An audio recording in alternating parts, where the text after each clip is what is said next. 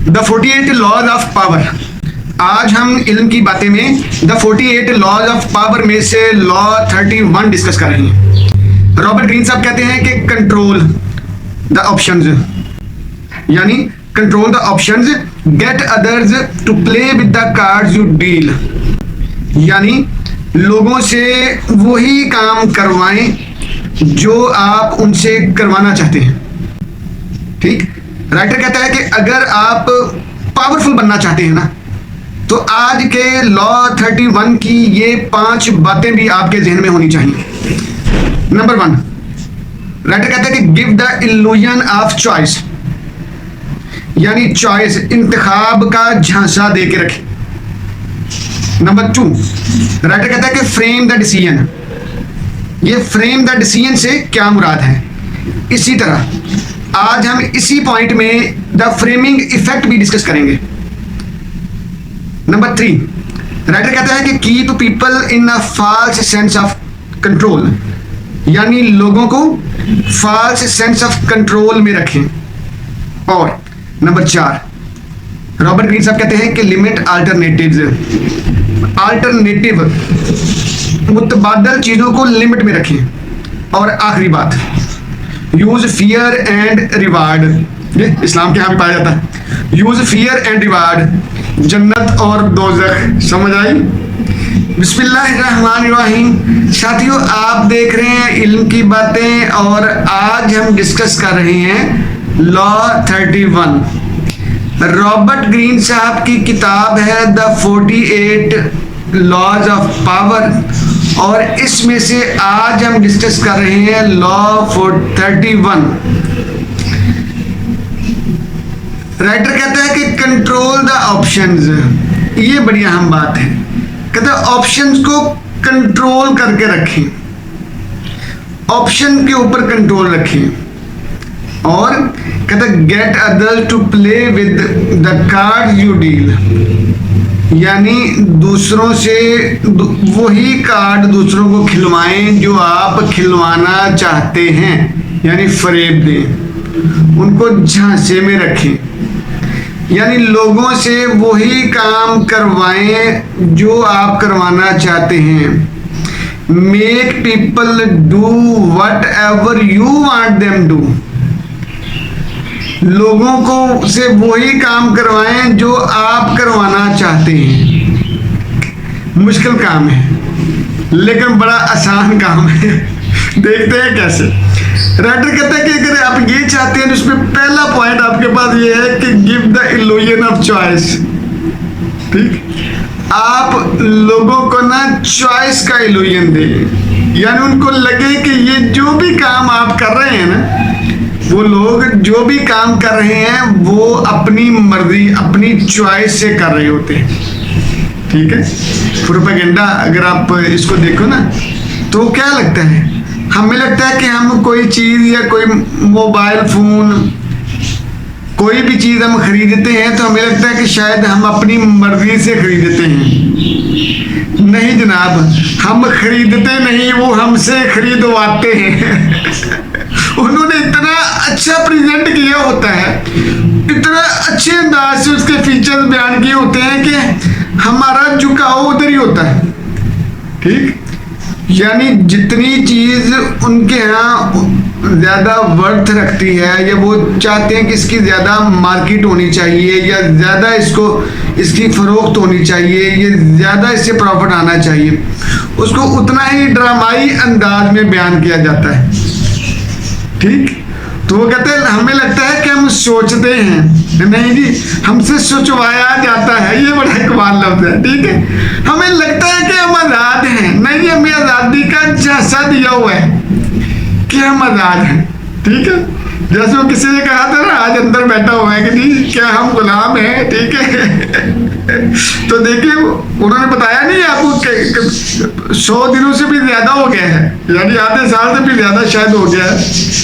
तो वो अभी तक एक ही जुमला पकड़ा था, क्या हम गुलाम हैं। तो अंदर उन्होंने गुलाम साबित करके दिखाया था, देखो आप गुलाम हो ना, हमने आपको अंदर हमने क्या करके रखा हुआ है।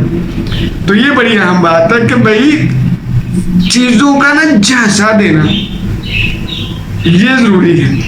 कहते जो लोग झांसा देने, फरेब देने, दूसरों लोगों को बड़ी आसानी के साथ उनको मायल या कायल कर सकते होंगे ना, वो पावरफुल हो सकते हैं। तो give the illusion of choice, choice का इल्यूजन दें।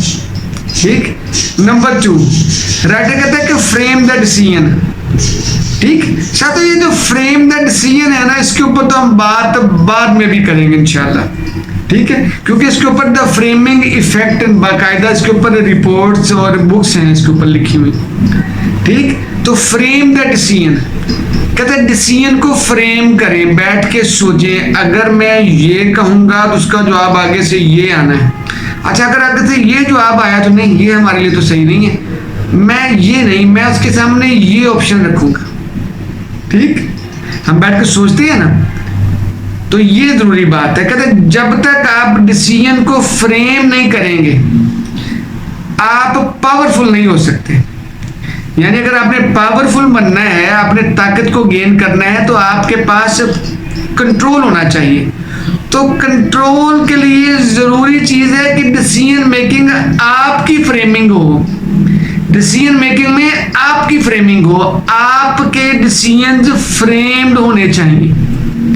यानी हम ये कह रहे थे कि डिसीजन जो उनके हों लेकिन फ्रेमिंग आपकी हो। ठीक। आगे जी, नंबर 3, राइटर कहता है कि keep people in a false sense of control. लोगों को यही लगे कि जैसे कि वो कंट्रोल में है, लेकिन ये कंट्रोल फॉल्स सेंस है भाई। जैसे हमें लगता है कि हम बड़े कंट्रोल्ड लोग हैं, हम बड़े आज़ाद लोग हैं। 1947 में हम आज़ाद हो गए थे। वो कहाँ पे गया 1947, वो कहाँ पे गई हमारी आज़ादियाँ? देखो हमारी आज़ादियों का क्या हाल हो रहा है। ठीक है, तो ये सूरत हाल है। इसी तरह अगर आप हमारे आम सोसाइटल नॉर्म्स में भी देख लें, हमारे एटीट्यूड्स, हमारे रवैयों में भी देख लें, तो हम ऐसे ही हैं, आज़ाद हम नहीं हैं। आज के दौर में कोई बंदा भी आज़ाद नहीं है। हर बंदे ने हर दूसरे बंदे के ऊपर किड़की लगाई हुई है वो चूहे को पकड़ने के लिए ना। I am sorry, negative word use करना पड़ा मुझे। ठीक है ना, पंजाबी का लफ्ज है। ठीक है कि लोगों को एक जाल लगाया हुआ है पकड़ने के लिए। ठीक। आगे जी, लिमिट अल्टरनेटिव्स। राइटर कहता है कि अल्टरनेटिव्स जितने ज्यादा होंगे, आपके पास सब्स्टिट्यूट ज्यादा होंगे, मुतबादल ज्यादा होंगे, तो आप उतने ज्यादा फंसे रहेंगे, उतने ज्यादा डिसीजन आपके कंट्रोल में नहीं होंगे। इसलिए लिमिट लगाएं उनके ऊपर, कम से कम अल्टरनेटिव पेश करें। कम से कम आपके पास मुतबादल रास्ते होने चाहिए। जितने रास्ते मुतबादल कम होंगे उतने आप कंट्रोल्ड होंगे और आप कंट्रोल रख सकेंगे। तो अल्टरनेटिव के ऊपर कंट्रोल रखें। और आखिरी बात, राइटर कहता है कि यूज फियर एंड रिवार्ड। ये एक बड़ा अजीब मामला है। मुझे ना ये शेर बगावत वाला ही लगता है और मैं अक्सर इसके ऊपर डर जाता हूँ। जब ये पढ़ता हूँ मैं कहता हूँ कि यार ये बंदे ने तो ये बड़ी जुर्रत की है। ठीक है, हालांकि इस्लाम का ये इसके सेंस नहीं है। जरा शेर सुनिएगा। वो कहता है कि तू मुझे आतिशे दोज़ख में जला दे या रब, कोई अपना समझ कर ही तो सजा देता है। तो मैंने कहा बिल्कुल ठीक है, जब सजा मिलेगी ना तो फिर पूछूंगा जी आतिशे दोज़ख कैसी है। और जिसके ऊपर इतनी ज्यादा अल्लाह ताला ने फियर क्रिएट करके रखा हुआ, इतनी वईदें सुनाई हैं, इस हद तक डराया हुआ है, तो आप बड़े आराम से कह रहे हो कि मुझे आतिश दोज़ख में जला दो। इतना आसान काम है। अल्लाह ने कहा कि क्या ये जो कहते फिरते हैं कि आपको जो है दोज़ख की आग चंद रोज के अलावा नहीं जो है वो जलाएगी, तो क्या इन्होंने अपने हक में अल्लाह से हमसे वादा ले रखा है? यानी अल्लाह ताला इतनी सफाइयों इतनी क्लियर कट बातें करते हैं और ये क्या कहता है कि आतिश दोज़ख में जला दे यार। ना भैया, फियर एंड रिवार्ड अपनी जगह पे। फियर, ये देखो हमारे कुरान का फलसफा और अल्लाह ताला का अंदाज देखिएगा। अल्लाह ताला ने फियर एंड रिवार्ड के जरिए इंसान को गाइड किया है। रिवार्ड भी दिया है तो रिवार्ड भी पूरा तफसील से बयान किया है। और अगर कोई बंदा रिवार्ड से नहीं मान रहा तो उसके लिए फियर भी क्रिएट किया है। तो फियर एंड रिवार्ड एक साइकोलॉजिकल एस्पेक्ट्स हैं टू। ये दोनों जो साइकोलॉजिकल एस्पेक्ट्स हैं, ये दोनों इंसान की जिंदगी पर बड़े गहरे असरात डालते हैं। तो अगर आप कंट्रोल चाहते हैं तो आपको बाज़ औक़ात फियर क्रिएट करना पड़ता है, दूसरे बंदे को डरा देना पड़ता है। ये वकील हजरात हमारे क्या करते हैं, उनके पास चले जाए ना तो क्या करते हैं, काम होगा ना 5,000 का तो कहेंगे ये 50,000 रुपये का। हो आप तो पकड़े गए, ठीक है, आपको जेल हो जानी है, ठीक। तो ये बड़ा कमाल है। एक बहुत अच्छे यानी हमारे अजीज है, कोई जानने वाले हैं तो वकील हैं, तो उनका एक मतलब नजर ही है, तरीकाकार ये है कि जो बंदा बेचारा उनके पास चला गया ना गलती से, तो उसने क्या करना, उसको इतना डरा देना है कि बस उसने कहा लो जी मेरी तो बचत कोई नहीं है, मैं अभी फैसला करूं फौरी, ठीक। तो भाई फियर एंड रिवार्ड ये बड़ी आला बात है। तो रिवार्ड जो है ना, बाज़ कुछ लोग रिवार्ड से चलने वाले होते हैं। जैसे मैं अपने बच्चों से कहता हूँ, ठीक है, वो मेरा बेटा तो बहुत कमाल बात करता था, मैंने उसके रिवार्ड रखा होता है। मैंने कहा जी मेरा बच्चा नमाज पढ़ेगा तो हर नमाज का 1 रुपया, ठीक है ना, देखो लतीफा सुनिएगा। लेकिन अगर नमाज छोड़ोगे तो एक नमाज के आपको 10 रुपये जुर्माना होगा। तो मुझे कहता लो जी लो, ये देखो पापा के काम चेक करो, ठीक है, देना 1 रुपया है और लेना 10 रुपये है, ठीक है। तो ये तो लतीफा हो गया ना। तो अब ऐसा करें, वो बड़ी बेहतर बात है। ये पास ही हमारे मस्जिद है ना, तो मैं उसको हाथ में पकड़ लेता हूँ, साथ चलो जी मस्जिद चलते हैं। तो क्या करता है कि साथ ही मस्जिद के जो है वो छोटा सा खोखा है जिससे बच्चे चीजें जो ले लेते हैं, तो वो मस्जिद जाते जाते मुझे खींच रहा होता है कि पापा ये पहले खोखी चलते हैं। रिवार्ड है ना, मैंने रिवार्ड उसको दिया होता है कि चलो जी तुम्हें चीज लेके दूंगा, नमाज पढ़ने जाना। तो उसने बकायदा मुझे खींच के इधर लेके जा रहा होता है, मैं इसको इधर खींच रहा होता हूँ, ठीक। और मैंने कहा यार नमाज तो पढ़ो, बाद में आगे करेंगे। वो नहीं जी पहले ये कर दी, ठीक है। तो साथियों हम लोग, मैं बाप बेटा, हम लोग बड़े मजे से नमाज पढ़ने जा रहे हो तो मजा ही आ जाता है। मैंने कहा यार तुम्हारे साथ नहीं जाना, तुम तो तमाशे करवा देते हो, वहां पे तमाशा लगा देते हो, ठीक है। तो साथियों ये जो रिवार्ड है ना, इसके बड़े फायदे। ये रिवार्ड, पैसा रिवार्ड है ना, ठीक है। तो वो क्या क्या नाच नचवाता है, देख नहीं रहे हो, आपको नजर नहीं आता आपको क्या क्या काम करता है। तो रिवार्ड बड़ी आला शय है।